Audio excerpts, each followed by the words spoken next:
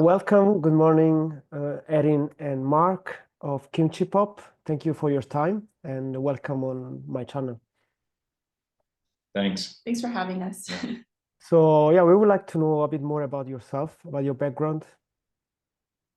Sure. I was working when we were both living in New York when we met, and I was working in the art business in New York. So initially I was working at Artsy, which was like a art and tech startup at the time. And so I was working with like auction houses and collectors. And after I worked at like a smaller museum, and I was always in the art business in New York. I didn't have any formal food experience before. So yeah.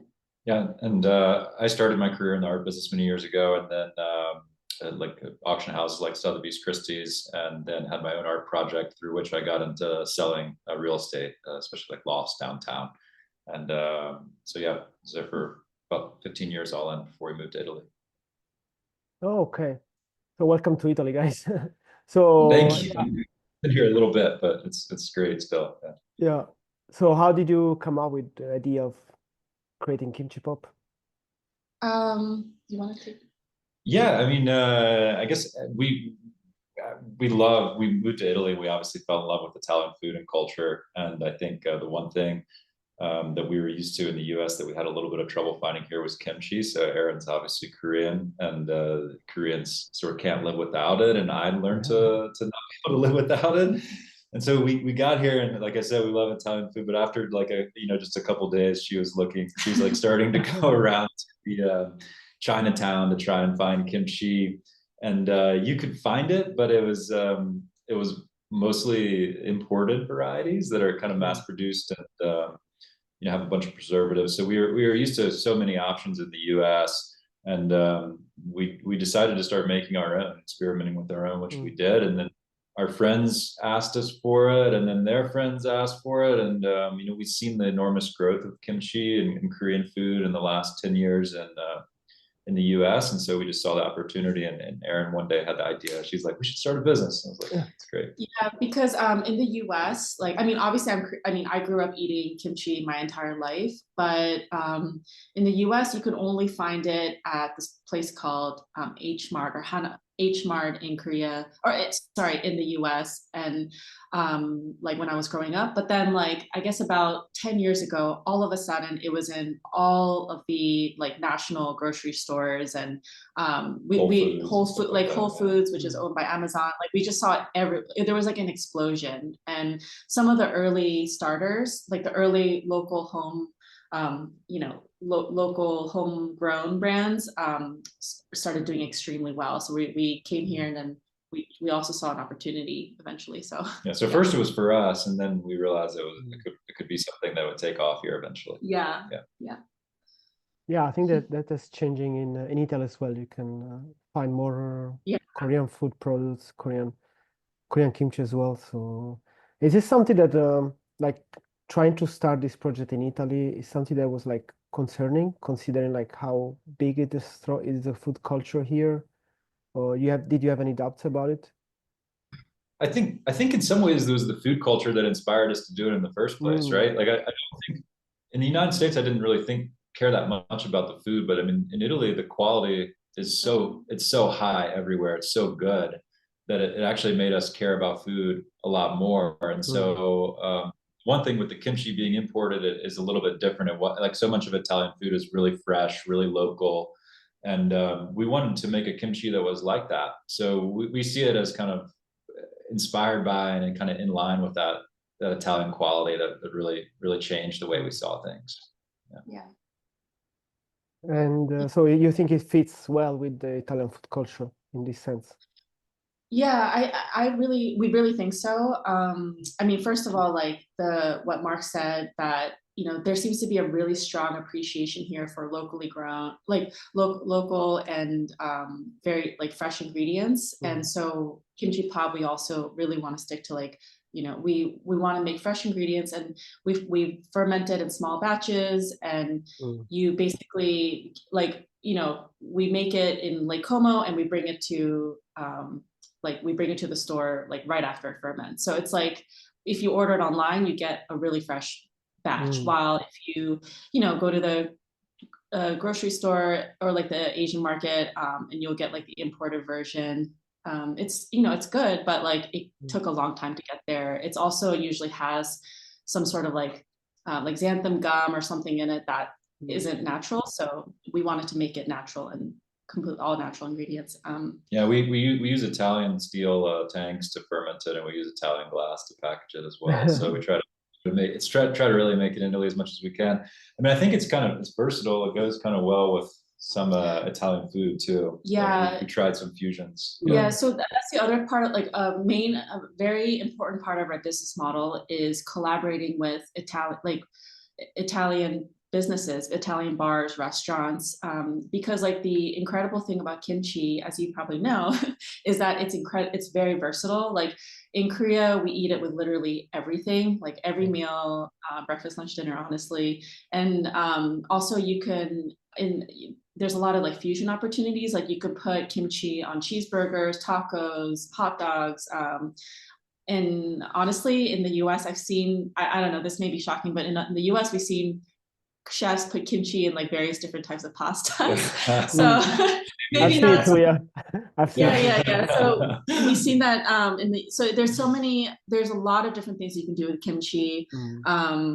So we've been, you know, for example, we partnered with a super old, like super historic paninoteca in Milan called Bar Padrono. They've been serving paninos for decades.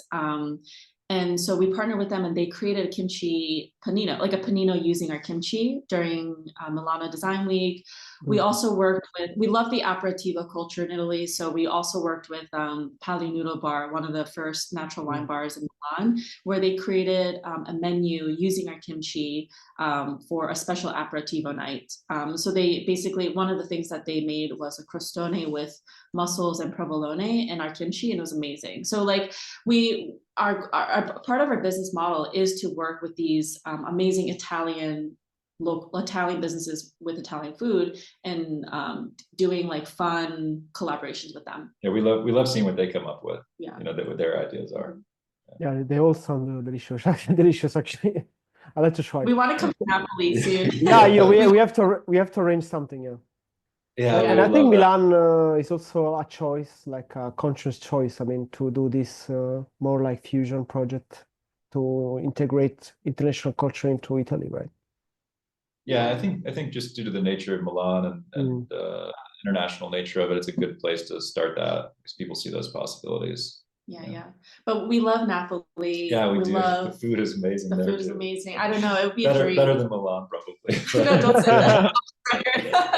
Don't say that. Yeah, but it's like Neapolitan cuisine is so good, and I don't know.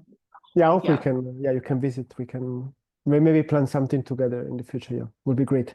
Yeah. Looking forward to that. And so about the recipe, actually, do you have like a family recipe you follow or like a regional variety of kimchi that you use? Like it was basically developed over years of us like experimenting, to be honest. It was like us experimenting but like our family, you know, my uncle, they gave feedback. They gave lots of feedback. They were like our collaborators in this whole thing. Like yeah, I mean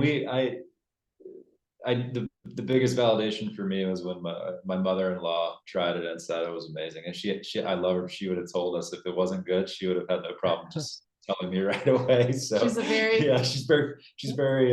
frank, let's say. She's a very fiery Korean mom. I love her. Yeah.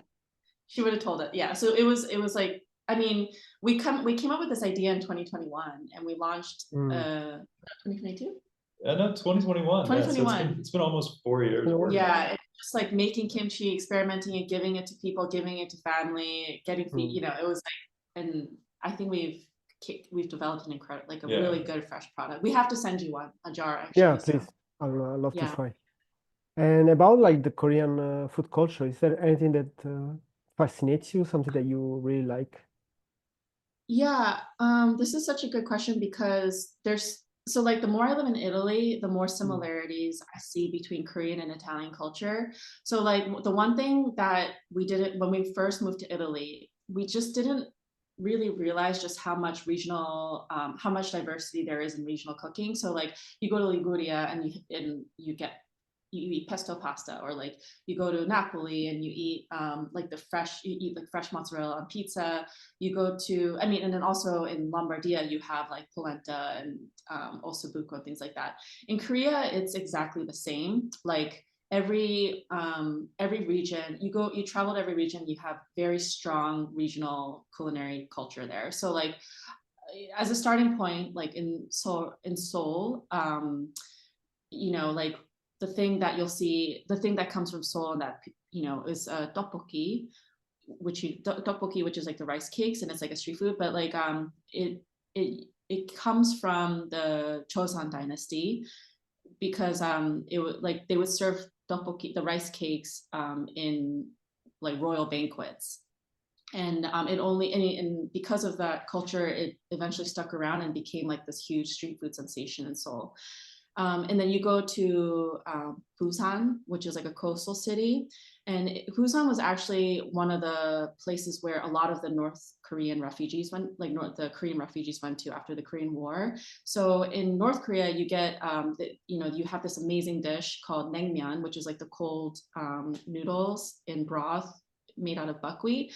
When you go to Busan, these refugees, they created memir, they created something very similar.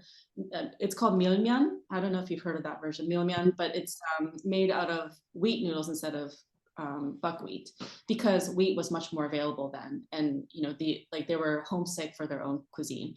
I don't know, there's so many examples. Like Daegu is like really well known for its pork production. So it has, you go to these restaurants and you'll find so many places that serve offal, like pork intestines, which may sound weird, but it's actually like, they make it really good.